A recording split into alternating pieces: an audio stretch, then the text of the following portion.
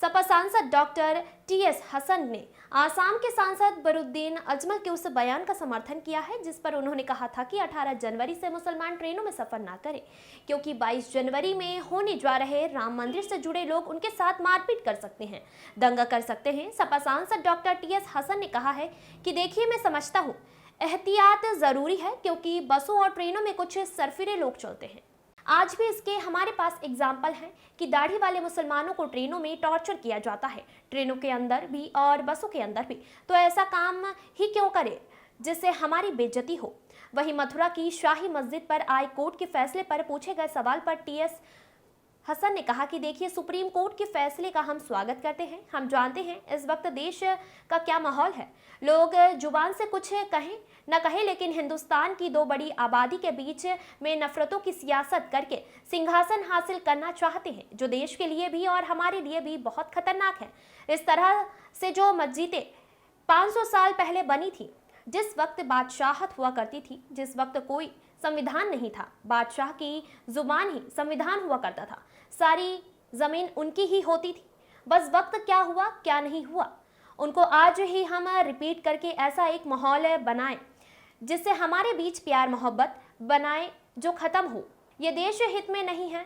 वहीं भाजपा सुप्रीमो मायावती द्वारा अकेले चुनाव लड़ने वाले बयान पर बोले कि वो देश और प्रदेश की बड़ी नेता हैं, हम उन पर क्या टिप्पणी कर सकते हैं, वो तो पहले से अकेले चुनाव लड़ने के लिए कह रही थी।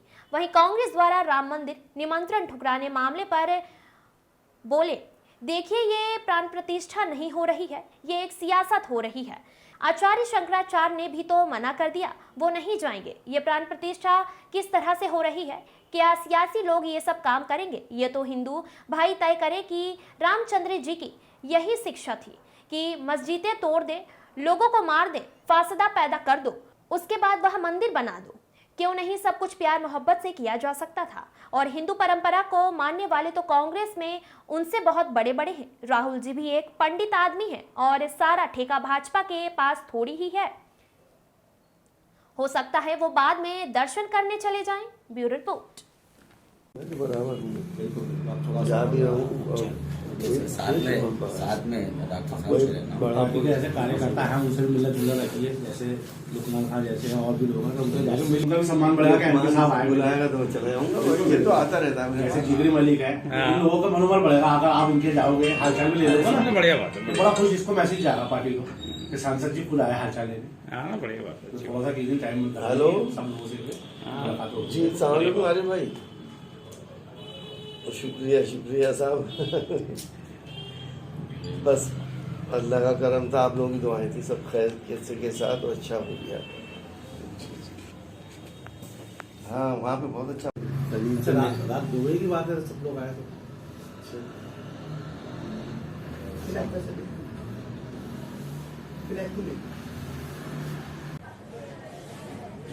डॉक्टर साहब, मथुरा की ईदगाह साहिब मस्जिद को लेकर सुप्रीम कोर्ट का एक फैसला आया, उन्होंने सुप्रीम कोर्ट ने हाई कोर्ट के फैसले पर रोक लगाई है, क्या कहना चाहेंगे? देखिए, सुप्रीम कोर्ट के फैसले का हम स्वागत करते हैं। हम जानते हैं कि इस वक्त देश का क्या माहौल है। लोग ज़बान से कुछ कहें या ना कहें, लेकिन हिंदुस्तान की दो बड़ी आबादियों के बीच में नफ़रतों की सियासत करके लोग सिंहासन हासिल करना चाहते हैं, जो देश के लिए भी और हम सब के लिए बहुत ख़तरनाक है। इस तरह से मस्जिदें जो 500 साल पहले बनी थी, जिस वक्त बादशाहत हुआ करती थी, जिस वक्त कोई संविधान नहीं था और बादशाह की ज़बान ही संविधान होती थी, सारी ज़मीन बादशाह की होती थी, उस वक्त क्या हुआ क्या नहीं हुआ, उसको आज हम रिपीट करके हम एक ऐसा माहौल बनाएं कि जिससे कि हमारे बीच में प्यार मोहब्बत, हमारी वो तहजीबें जो हमारे बुज़ुर्गों ने हमें दी थी, वो ख़त्म हो। ये देश हित में नहीं है, देश के लिए नुकसानदेह है।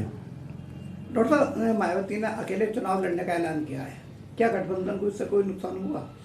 नहीं, वो तो पहले से कह रही है कि हम अकेले चुनाव लड़ेंगे, और गठबंधन को इससे कोई नुकसान इसलिए नहीं है क्योंकि मायावती जी का पहले से ही ये फैसले हैं, और आगे वो क्या करती हैं ये तो वो ही जाने।